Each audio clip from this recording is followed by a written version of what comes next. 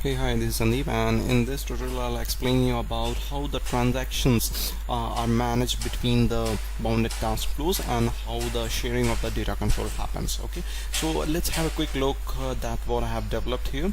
Let's have a quick look on the data first, that whatever table I'll be using. So here's the table that I'll be using. It's a employee location table, has name and location, and these are the name, these are the location. Okay, now let's see whatever I have developed in the JDAV. Here I am using one start navigation page. Okay, so this page, so this is basically unbounded task flow in which I have got this page, start navigation page. So you click over here, go to main bounded task flow. It will go to this task flow, main bounded task flow. Here is it. Okay, 1 minute, I'll show you the diagram. Here is the task flow. So once you are from the start navigation page, you click on the button, you come over here. This is the primary activity which has one page, and again from here you have got these two flows. So right now we'll be seeing this flow, commit and rollback demo. So on this page, if you have this VO dragged over here, which I already showed you. So these are the extra buttons that I have placed. Re-execute the query corresponds to the method of re-execution that is programmed in the VO, and that simply refreshes re-executes the query. And this is the refresh button. This is actually a rollback button dragged over here and named like this. Now this is the start button, and here you can do whatever you want. You can submit, you can start transaction, and as you click over this button, you will go this flow, and from this flow you will reach this task flow again. So in this task flow you have got this primary activity, which is actually a page, and from here there is commit and there is a rollback, and this task flow return activities are there. Corresponding to those, I have marked commit operation here, commit, and for this task flow I have rollback. Okay, so basically the thing to understand here is that this page, the starting page, will lie in an unbounded task flow, and then from here I will enter this task flow. This is, you can say, we will call it as parent task flow. Okay, so this is the parent task flow, under which from here you will navigate to here, and this will be child task flow. This main bounded task flow, this is the parent and this is the child task flow, right? So while we are navigating from parent task flow to the child task flow, we will try to simulate, or we will try to see how the transactions and how the sharing of the data control actually works over here. Okay, so we have to set the transactions, that how they're managed and all, in the parent task flow and the child task flow. Okay, so basically let's see what are the options. If you click on the parent task flow, okay, and if you click somewhere on this empty space, or just go to the overview, okay, and to the behavior, here you are seeing that this parent task flow does not start any transaction. So let's say I start a transaction. I say always begin a new transaction as this task flow starts. Okay, so I said that parent task flow will start a new transaction. After that, there is this child task flow. When you're navigating from here, from the parent to the child, parent has already started a transaction, as I just now said. Okay, now you go to this task flow. You have to manage how this is going to be, how this task flow is going to manage the transaction. Go to the overview, go to the behavior. Now you have got these many number of options available over here. So one thing I would like to explain you, that these options always begin, or whatever these are there, this work in combination with these two. Okay, so their combination basically decides how the transaction is going to be shared, how you are going to see the data, and how the things are going to work out. Okay, so I have prepared a chart over here which explains each and every combination and their outcome, that what happens. So right now let's see this one. Okay, always begin a new transaction, and with this option you can select the sharing or isolation of the data control. Okay, for example, this is the child task flow. In the parent we have already set always begin a new transaction over here. Now in the child task flow, if I set always begin a new transaction, and now this can be tried with two options, sharing and not sharing. See here, sharing, this is, if you click here, it will be share data control. If you unselect it, then it will be not sharing of the data control.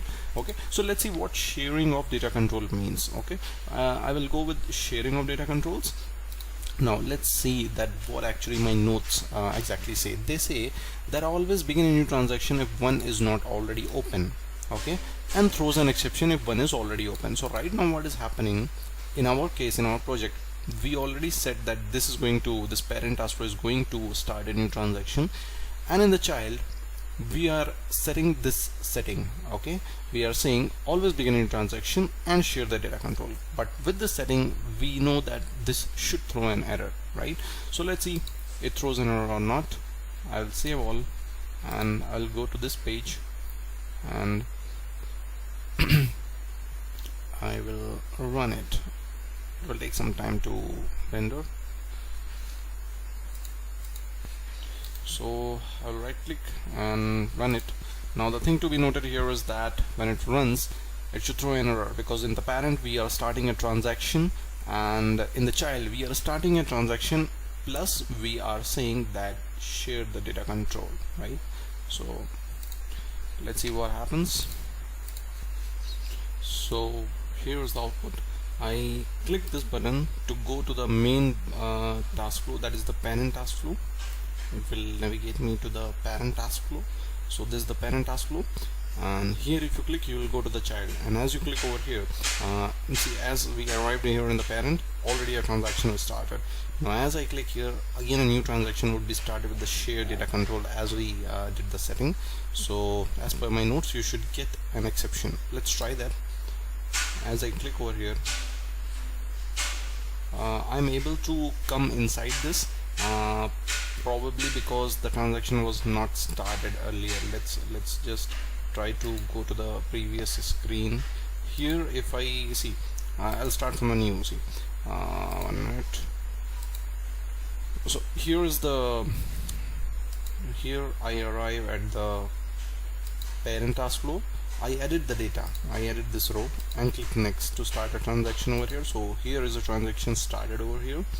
Now if I click on this button, it will go, oh, it is working actually. Let me try to debug why it is working. Oh, actually what happened in that in the child task flow I have marked this as always begin a new transaction, but I did not select this. Okay, so let's see, this one is also another option. Here we are actually trying this option, always begin a new transaction and isolate the data control, right? So here the data controls are isolated. So let's see how this configuration works. So we will be able to see this, and as per my notes it says always begins a new transaction, right? So we will go ahead here, we'll click the back button to, I'll click the, from the fresh, I will start. I'll go to the parent task flow. Here I am, you can see all the data, here is it, and I try to edit this and start a transaction. See, so in this I am not sharing the data control, right? So let's see, I am on this Vibhu row. Okay, this is a Vibhu and on this row.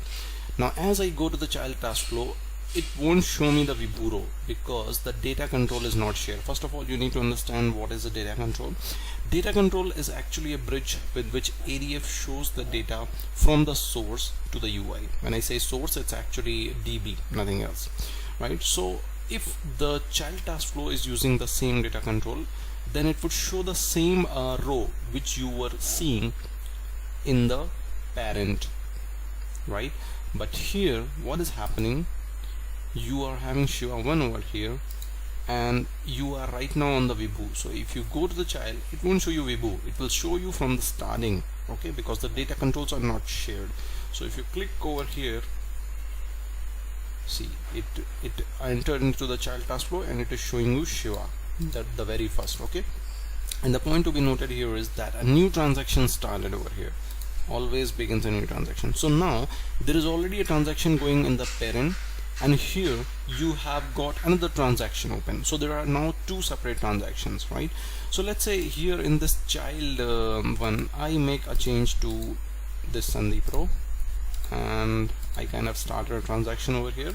So here you have got Shiva, Vibhu and Sandeep 1, but in the parent transaction you have got Shiva 1, Vibhu and Sandeep, right?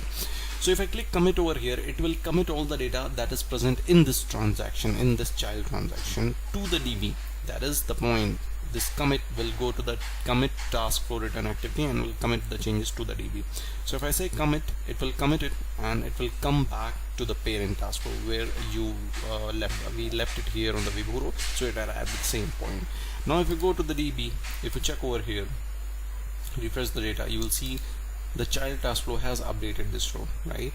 It became Sandeep 1, but the Shiva has not been updated because here we have not done anything right now. So if you go to the previous, it's Shiva 1, right? So there is a transaction over here, but it has not been committed to the DB, right?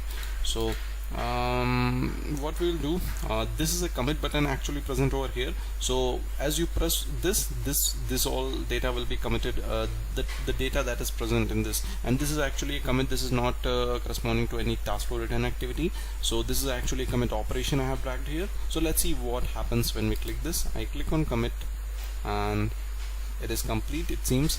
And if I refresh the data, you will find Shiva 1 over here, Vibhu and Sandeep 1, right? So in this transaction basically I was having only this row updated, so it has committed this row, okay, it has committed it to the DB. So this is actually what happens, and you can refresh the viewer and all those. So now we have seen this option, right? Always begins a new transaction. Now we'll try to see this option. In this we have to share the data control. So we will go over here and we'll click in the child task flow, we'll click share data controls, just save all, and I will try to rerun the application, and then we will see what actually happens.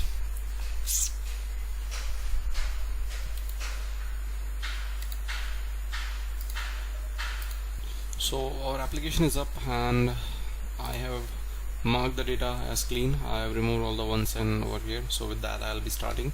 So click on this to go to the parent task flow and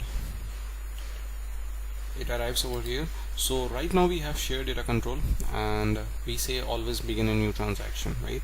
So as per this it should throw me an error because here already a transaction is there, or transaction is started by the parent, and if you go to the child it would start another transaction with shared data control, so it should throw an exception, right?